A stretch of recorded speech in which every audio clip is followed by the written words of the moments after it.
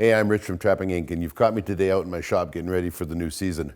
It is the end of September, so we've still got a little ways to go, but I am busy putting together my wolf snares for the year.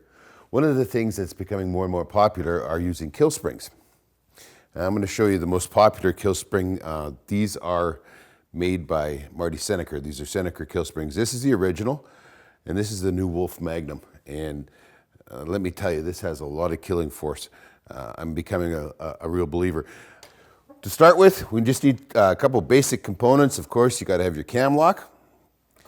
You got to have a breakaway. Now, depending on the regulations where you're at here in Alberta, breakaways aren't even required, but this is a 750-pound breakaway, so that allows, if I get a moose, he's going to be able to break away and get free. If you're in places where there's a lot of deer, you might want to go much lighter, you know, 300 or 265.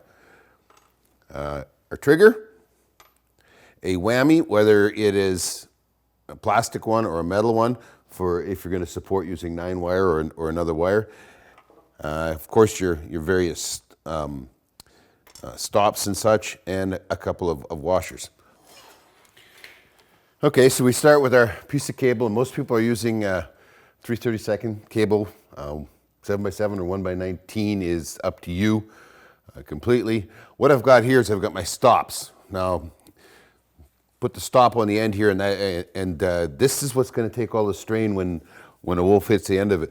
Lots of people like to put on 2 stops, okay? 2, in this case, 3/32 stops. Another system that works really well is actually using a double ferrule and taking and doubling it over. Now, that can't pull out either. I mean, it's impossible for it to pull out. So these are called an S-hook breakaway, and if you take a look at it, you'll notice that there's a small loop end and a large loop end.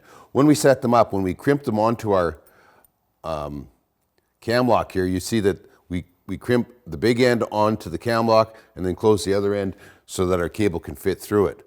Now, these are breakaways. Just as long as nothing can come loose or that your cable can't pull out of there at this moment, then you've got it set up properly. A lot of people overcrimp too much and they don't get it so that it slides easily. Okay, so here is my completed setup, and I will go through it here and show you a couple times what's going on. The first thing we have is one of our washers, and our washer goes up against, butts against our end stop or our single ferrule, and it's just to make sure that nothing binds up. Then we've got the trigger. This trigger is really important, and I'll show you that here when I set the snare in a couple minutes. So then goes the trigger, then's our spring, our kill spring, and this is in the relaxed position. Then another washer in order to, once again, stop binding.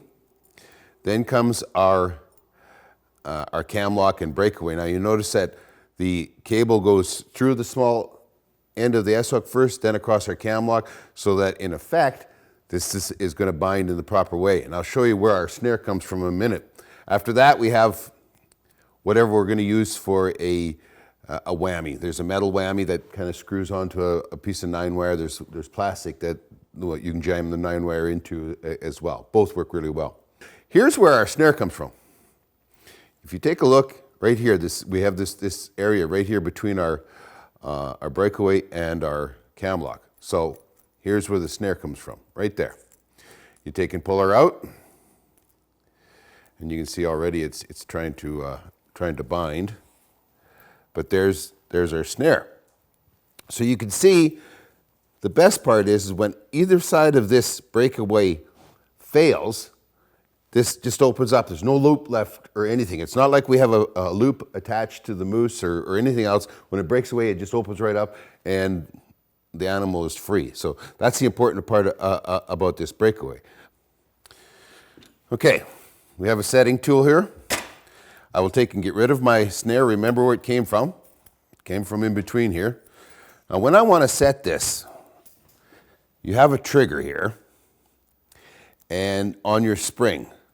And if you take a look, the spring has an open eye here and an open eye on this side.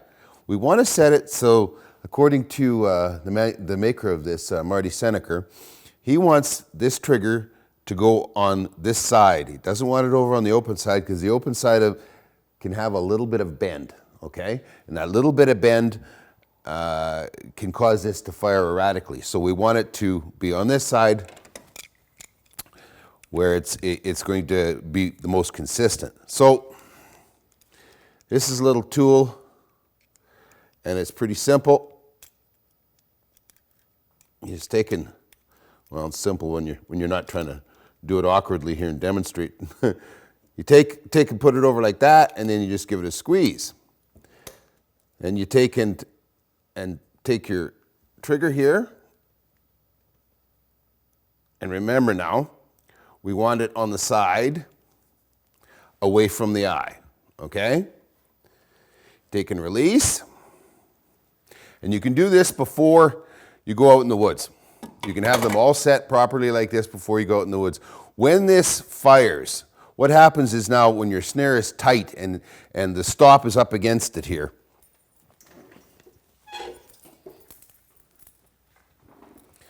so our animal's neck is in here, and this is pushed up against it. And as it pushes up against it, it compresses this spring again. And this spring releases, and it adds another 50 pounds worth of pressure. Well, that ends the struggle very quickly. So it's just something that's new. It's become very, very successful. They're talking about this in the same terms of lethality as using the big power ram springs and that kind of thing. They're a lot less expensive. They're a lot less weight. They're easy to work and more adaptable than the power ram is, and they're very effective. Especially, I've had very good luck with them on wolves and coyotes. Give it a try. We got all this stuff in stock right now down at Halford's. You can keep up with all the action at trappinginc.com or join our Facebook and YouTube sites.